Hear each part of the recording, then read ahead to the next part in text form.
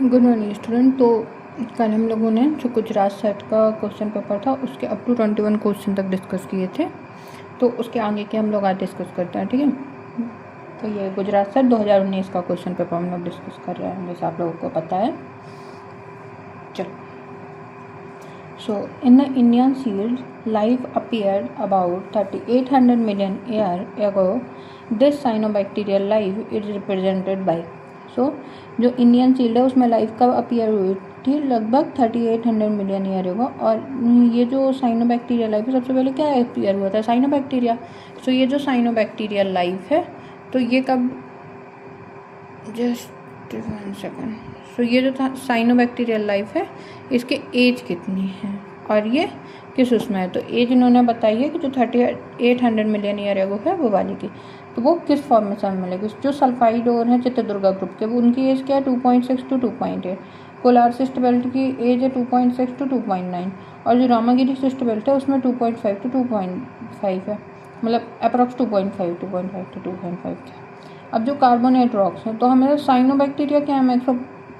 हम जो carbonate rocks हैं उनमें मिल रहे हैं। सो जो ओल्डेस्ट और जो प्रिमिटिव साइनोबैक्टीरिया लाइफ है उसके एविडेंस हमें कहाँ मिले हैं? Carbonate rocks of Chitradurga group से। सो ये क्या है? ओल्डेस्ट एविडेंस है जो इंडियन सील में एसोसिएटेड है with stromatolitic carbonate rocks. So cyanobacterial के अलावा हमसे पूछ सकता है स्ट्रोमेटोलिटिक। ठीक है। सो साइनोबैक्टीरिया प्रोड्यूस करते हैं स्ट्रोमेटोलाइट को, और वो क्या प्रोड्यूस करता है? लेयर्ड कार्बोनेट स्ट्रक्चर को। लेयर्ड कार्बोनेट स्ट्रक्चर को, ठीक है। और जो कार्बोनेट रॉक्स हैं ये एंशिएंट माइक्रोबियल एक्टिविटी को प्रिजर्व करके रखते हैं। सो साइनोबैक्टीरिया क्या होता है? फोटोसिंथेटिक प्रिमिटिव ऑर्गेनिज्म है। ये क्या था?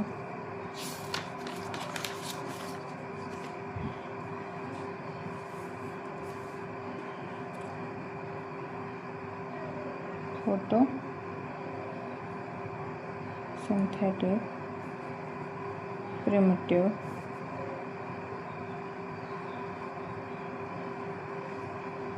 ऑर्गेनिज्म है। जो स्ट्रोमेटोलाइट है वो क्या है? बायोजेनिक सेडिमेंट्री स्ट्रक्चर है। बायोजेनिक सेडिमेंट्री स्ट्रक्चर है, मतलब ऐसा सेडिमेंट्री स्ट्रक्चर जो बायोजेनिक एक्टिविटीज से फॉर्म हो रहा है।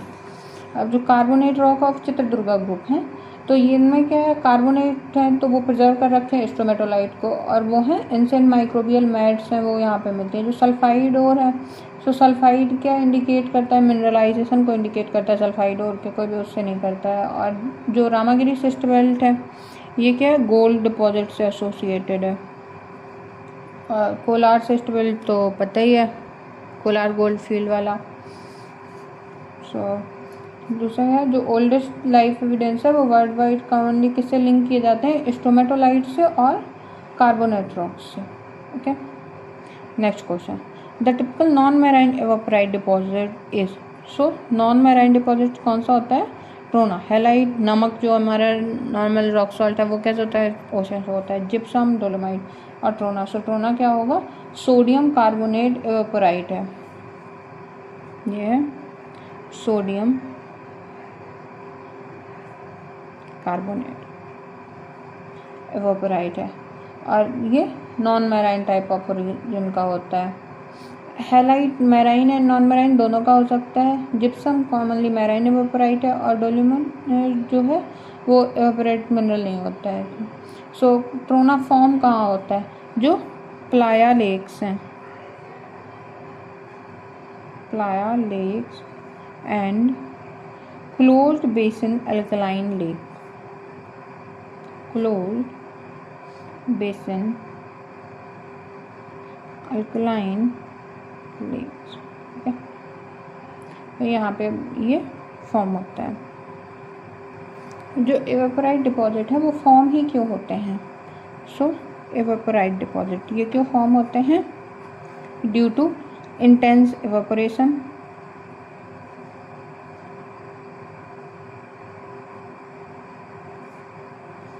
या फिर जो सैलाइन वाटर है उसका कंसंट्रेशन ज़्यादा हो, सो सैलाइन वाटर कंसंट्रेशन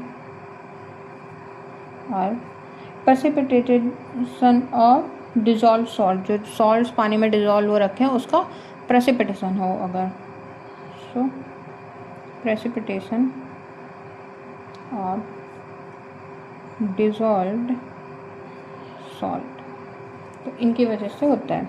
जो डिराइव होते हैं सी वाटर से वो क्या है, जैसे हैलाइट है, जिप्सम है, एनहाइड्राइट है। जब एनहाइड्राइट में वाटर मिल जाता है तो उसको हम जिप्सम कहते हैं। और जो नॉन मैराइन है उसमें क्या होता है, ट्रोना, एक और होता है बोरैक्स डिपॉजिट मिलता है। ट्रोना का फॉर्मूला बहुत लंबा चौड़ा सा होता है, वैसे आई थिंक पूछना नहीं चाहिए, आपको याद रखना हो तो रख सकते हो। सोडियम और ये होता है कार्बोनेट SCO3 CO3 2H2O से सोडियम कार्बोनेट और बाइकार्बोनेट है। ओके, और ये एल्कलाइन लेक में फॉर्म होता है। और जो डिपॉजिट होते हैं, एवापोराइट डिपॉजिट होता है, वो कैसी जगह पे बनते हैं, तो ये बनेगा arid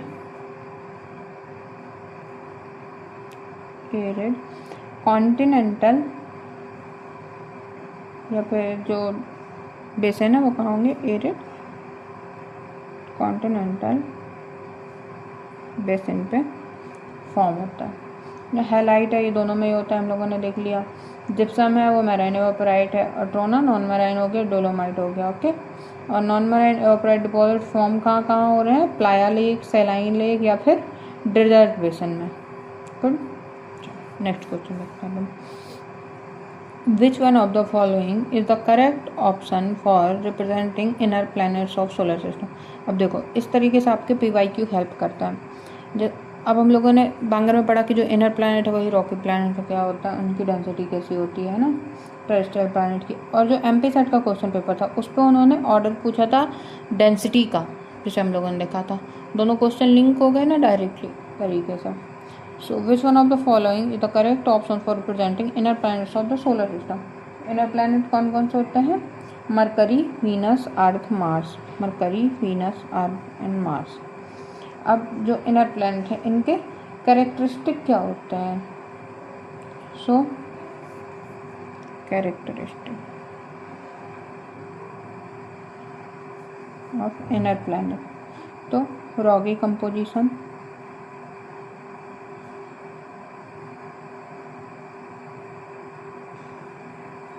high density,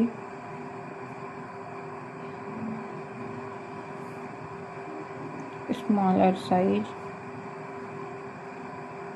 and solid surface।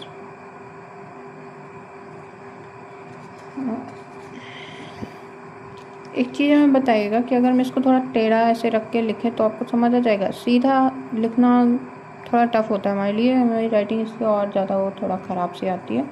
अगर ऐसे क्लियर हो तो थोड़ा आपको ज़्यादा सही दिख जाएगा।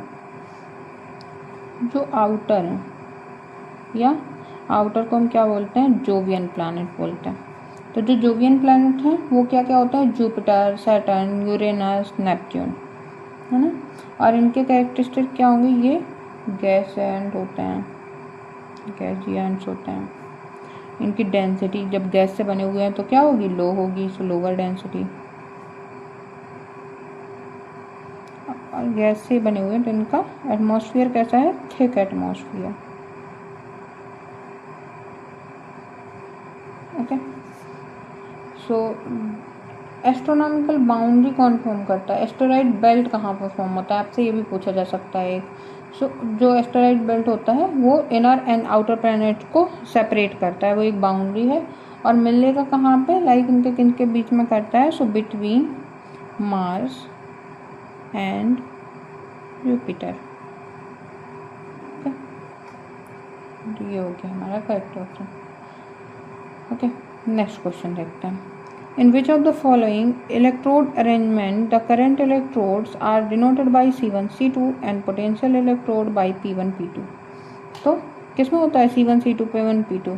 जो हमारा संबर्कर मेथड है उस पर होता है। अब जो इलेक्ट्रिकल रेजिस्टिविटी मेथड है वो यूज क्या करते हैं, इलेक्ट्रोड यूज करते हैं किसके लिए, टू स्टडी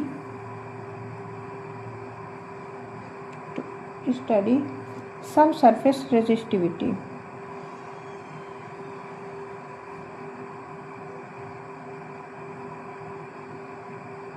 ठीक है।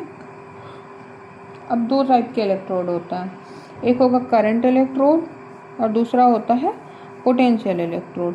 तो करंट इलेक्ट्रोड किसके लिए होता है, टू इंजेक्ट करंट, और जो पोटेंशियल इलेक्ट्रोड है ये क्या करता है, मेजर करता है voltage difference, measure voltage difference. अब जो समबर्गर मेथड है, समबर्गर मेथड में क्या होता है, ऐसे P1 P2 रहते हैं और C1 C2 रहते हैं। ओके। और पोटेंशियल इलेक्ट्रोड है वो पास पास में रहता है और करंट इलेक्ट्रोड है वो दूर रहता है। और ये यूजफुल किस लिए होता है, ग्रेटर डेप्थ पेनिट्रेशन के लिए समबर्गर मेथड यूज किया जाता है।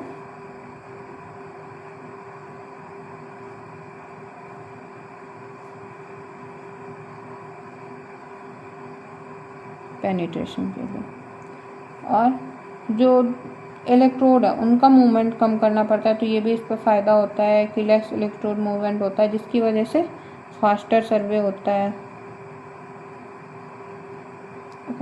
यूज़ किस में होता है, तो ग्राउंड वाटर एक्सप्लोरेशन में ज़्यादा यूज करते हैं हम लोग, ग्राउंड वाटर एक्सप्लोरेशन में, इंजीनियरिंग जियोलॉजी में और मिनरल प्रोस्पेक्टिंग में इसका यूज करते हैं। आधा कट हो रहा है तो ओके, आई होप अब आपको क्लियर दिख रहा होगा। तो वेनर अरेंजमेंट में क्या अंतर होता है, वेनर अरेंजमेंट जितने भी इलेक्ट्रोड हैं उन सब के बीच में इक्वल स्पेसिंग रहती है, वेनर में equal spacing between all the electrode, जितने भी इलेक्ट्रोड हैं उनमें। और ली में क्या है, इसमें स्पेशलाइज्ड रेजिस्टिविटी का वर्क होता है। रेजिस्टिविटी क्या होती है, अपेरेंट रेजिस्टिविटी अगर कोई पूछ लेता है आपसे, सो अपेरेंट रेजिस्टिविटी का फॉर्मूला होता है आपका, तो एक बार रेजिस्टिविटी की वैल्यू पूछी गई थी, सॉरी जो उसकी ऐसा यूनिट होती है वो पूछी गई थी एमपी सेट एग्ज़ाम में। सो के डेल वी अपॉन आई, जिसमें से रो ए क्या है, apparent resistivity, K geometric factor, del V potential difference and I current electrode. Okay, चलो क्लियर होगा। Next question, which one of the following is a dry flow of clay size material commonly moving at slow speed. तो slow speed से कौन सा dry flow होता है clay size material का, तो अर्थ फ्लो। अब जो मास वेस्टिंग है वो डिपेंड किस पे करती है, नहीं रहा हुआ ये वो, मास वेस्टिंग डिपेंड्स किन किन चीज़ों पे डिपेंड करेगी, material type,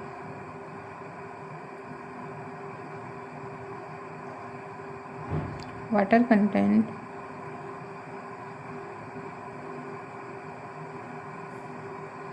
velocity. Okay.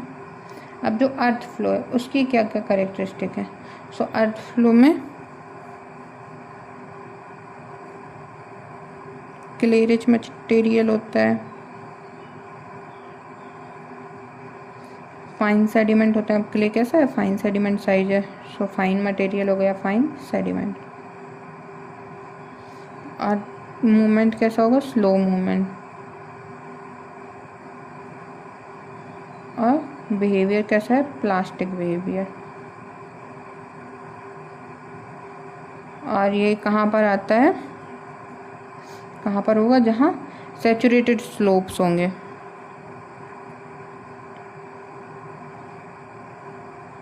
Saturated slopes और जो वेदर टेरेन है,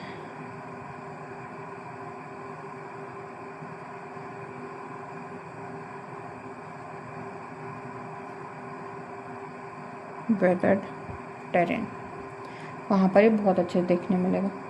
और क्या होता है इसमें, टंग शेप लोब भी फॉर्म होता है, ये भी आप याद रख सकते हो, कुछ ऐसा सा।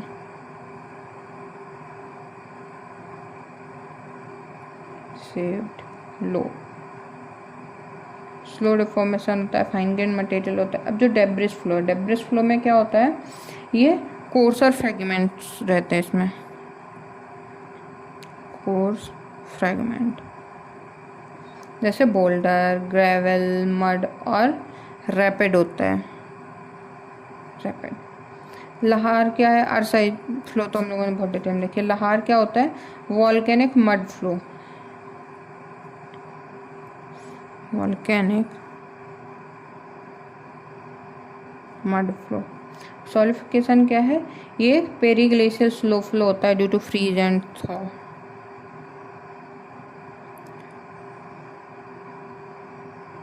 Periglacial slow flow due to freeze and thaw. Okay, so I hope ये क्वेश्चन आपको क्लियर होगा। अभी लोग नेक्स्ट क्वेश्चन पर मूव करते हैं। नेक्स्ट क्वेश्चन है, degree of freedom at eutectic point in a binary system is. So degree of freedom क्या होती है, जो यूटेक्टिक पॉइंट है, just 1 second. Okay, so degree of freedom क्या होगी यूटेक्टिक पॉइंट पे बाइनरी सिस्टम में, तो ये होगी 0। कैसे होगी, अब जो गिब्स फेज रूल है वो क्या है, F equal to P minus P plus C, और बाइनरी में जब यूटेक्टिक बोला तो क्या है, जो टेम्परेचर है वो फिक्स है, तो +1। ओके, अब यूटेक्टिक पॉइंट है एंड बाइनरी है, तो कंपोनेंट कितने होंगे बाइनरी में, 2 कंपोनेंट, और जो फेज है वो कितने हो जाएंगे, 3 फेज।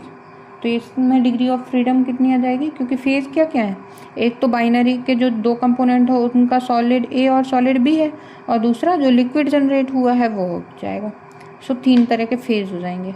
तो ये हो गया -3 + 2 + 1 = 0। अब 0 डिग्री ऑफ फ्रीडम का मतलब क्या है, कि यहाँ पे no independent variable,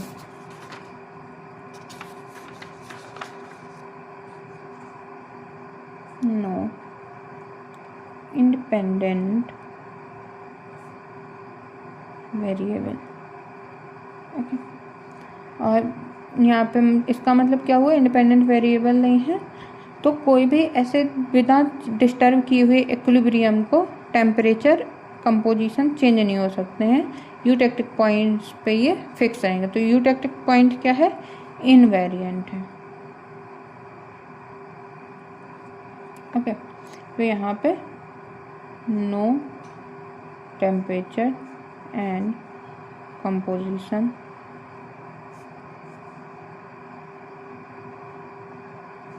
change without, अगर हम चेंज करेंगे तो क्या होगा, जो इक्विलिब्रियम मेंटेन हो रखा है वो हट जाएगा, वो बैलेंस नहीं रह पाएगा। ओके, सो नेक्स्ट क्वेश्चन देखते हैं।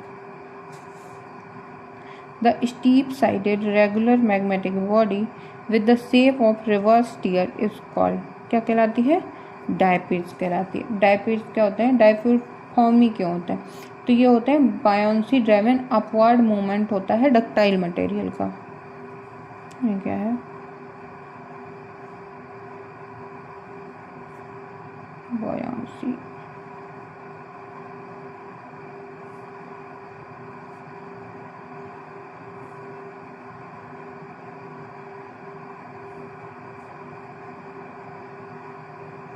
अपवर्ड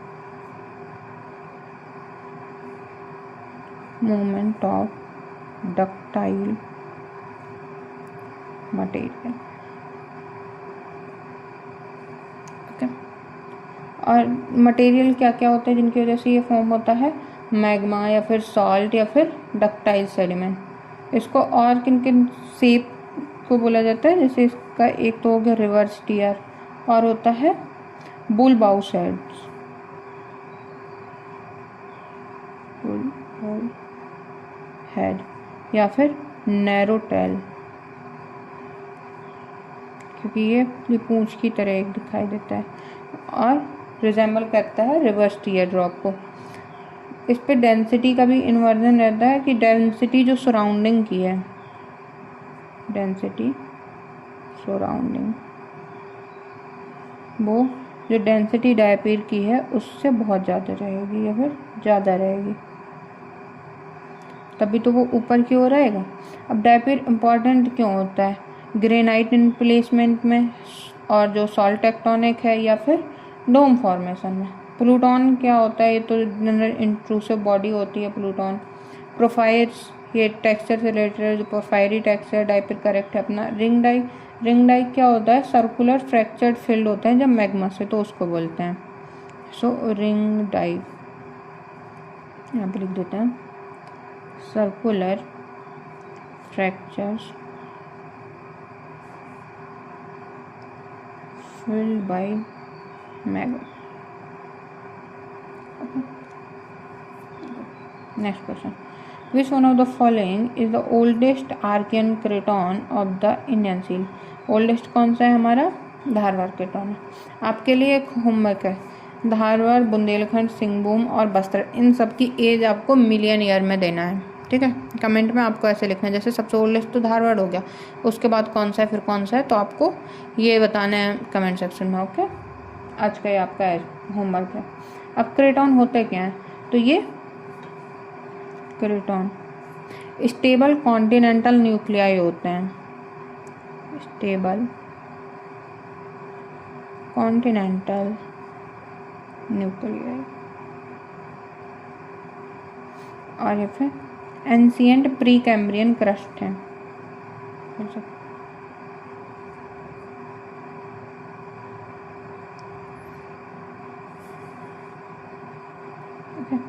धारवाड़ क्रेटॉन कहाँ पर है? ये हमारा अप्रॉक्स कर्नाटका पे। और ये इसमें क्या क्या है?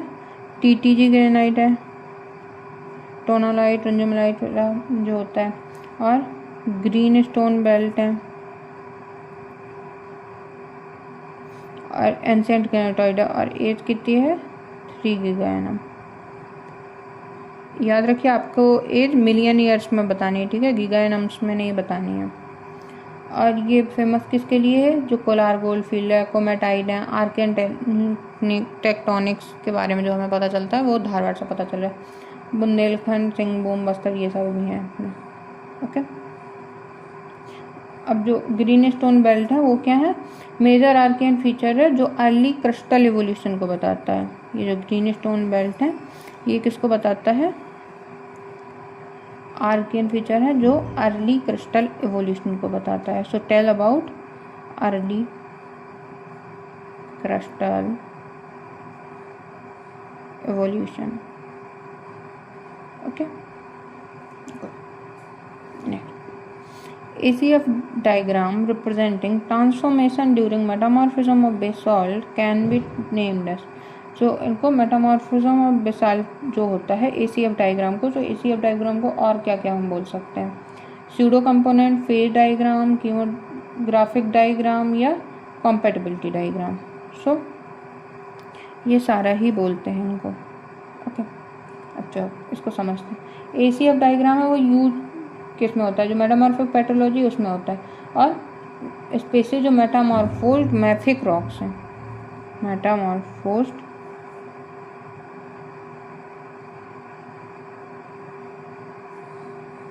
मैफिक रॉक्स के लिए, जो कि बेसाल्टिक कंपोजिशन की हैं, और ये मिनरल कंपैटिबिलिटी की इंटरप्रिटेशन करता है। कंपैटिबिलिटी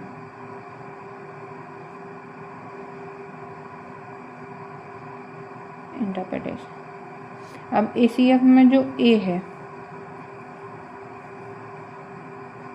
ये क्या होता है? Al2O3 minus Na2O plus K2O। C होता है CaO F होता है FeO प्लस MgO। ये हो गया डायग्राम, एक ट्रायंगल डायग्राम बनाया जाता है। अब ये अलग अलग ऑप्शन देखते हैं। तो स्यूडो कंपोनेंट डायग्राम क्यों है? क्योंकि ये नेचुरल रॉक्स होती हैं जो, तो वो बहुत तरीके के ऑक्साइड्स जो हैं उनको कंटेन करती है। तो इसमें कोई भी ऐसे सिंपलीफाई नहीं कर सकते कि ये इफेक्टिव ऑक्साइड्स हैं जो कि यहाँ पे काम कर रहे हैं। तो इसके लिए इसको स्यूडो कंपोनेंट कहा जाता है, क्योंकि ये एक्चुअल जो फुल केमिस्ट्री है उसकी वो नहीं बताते हैं। So don't tell actual full chemistry.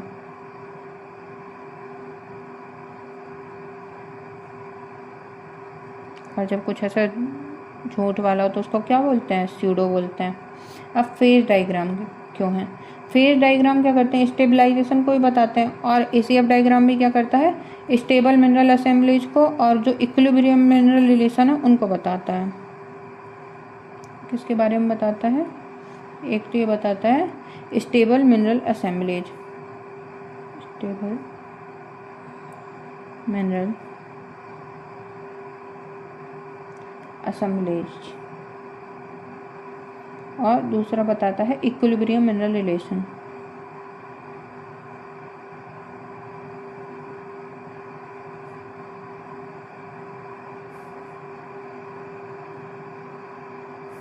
Okay, इसी वजह से ये क्या करता है? फेज रिलेशन शो करता है। अब कीमोग्राफिक डायग्राम क्यों है? तो कीमोग्राफिक डायग्राम्स क्या होते हैं? ग्राफिकली रिप्रेजेंट करते हैं किसको किसको? मिनरल कंपोजिशन, ये भी करता है। मिनरल असेंबलीज,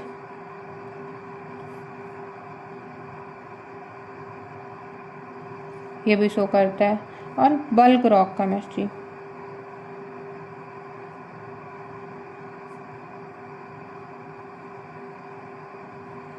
ये भी शो करता है हमारा। ओके, अब कंपैटिबिलिटी डायग्राम क्यों है? सो जो मिनरल कनेक्ट होते हैं बाय टाई लाइन, तो वो आपस में क्या होते हैं? कंपैटिबल होते हैं। और उसी की वजह से हम बोल सकते हैं कि ये कंपैटिबिलिटी के बारे में बताता है, तो कंपैटिबल डायग्राम है। जैसे गार्नेट और क्लोराइट हैं, ये एक साथ स्टेबल रहते हैं, garnet and chloride stable together. और कुछ मिनरल पेयर है वो अपन उसमें कंपेटेबल होते हैं तो वो स्टेबल नहीं रहता। अब टाई लाइन क्या होती है? टाई लाइन होती है लाइन जो कि स्टेबल को एग्जिस्टिंग मिनरल्स को कनेक्ट करती है। तो लिख सकते हो tie line, a line connecting stable को एग्जिस्टिंग मिनरल्स। जो इनकम्पैटिबल होंगे उनके बीच में कोई भी टाई लाइन नहीं मिलती है, ठीक है। ACF अपना होता है मैफिक के लिए, एक और होता है AKF जो कि होता है पैलेटिक रॉक्स के लिए। AKF होता है पैलेटिक रॉक्स, और एक होता है AFM जो कि मेटामॉर्फिक जो FEMG सिस्टम है उसके लिए होता है। सो आई होप ये क्वेश्चन भी आपका क्लियर होगा। Next question, The banded gneissic complex of Bundelkhand Keton in the Mewar block is also described as। Mewar block में इसको क्या बोलते हैं? मेवाड़ में इसको बोलते हैं Bhilwara super group. Geological background क्या है इसका? तो जो मेवाड़ ब्लॉक है वो क्या है? North west Indian seal region है। और जो बैंडेड gneissic कॉम्प्लेक्स है ये क्या फॉर्म करता है? बेसमेंट रॉक फॉर्म करता है।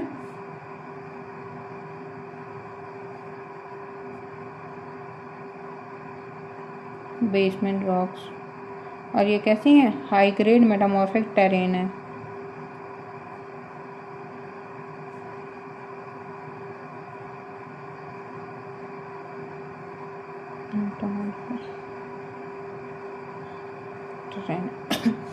इस पे करेंट जो रॉक्स हैं वो कौन कौन सी कंटेन करते हैं? नाइसिक, मैग्मेटाइट्स, ग्रेनुलाइट एंड एम्पीबोल। और ये रिप्रेजेंट किसको किसको करता है? जो एंशिएंट कॉन्टिनेंटल क्रस्ट, जो क्रेटॉन है वो सेम ही करते हैं। सो एंशिएंट कॉन्टिनेंटल क्रेटॉन, और जो पॉलीफेज मेटामॉर्फिज्म है उसको करता है ये polyphase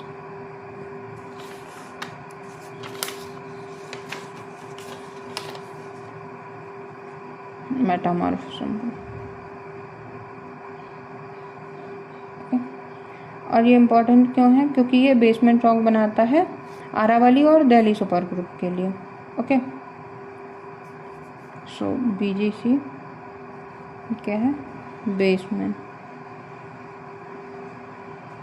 for Aravalli and Delhi super group.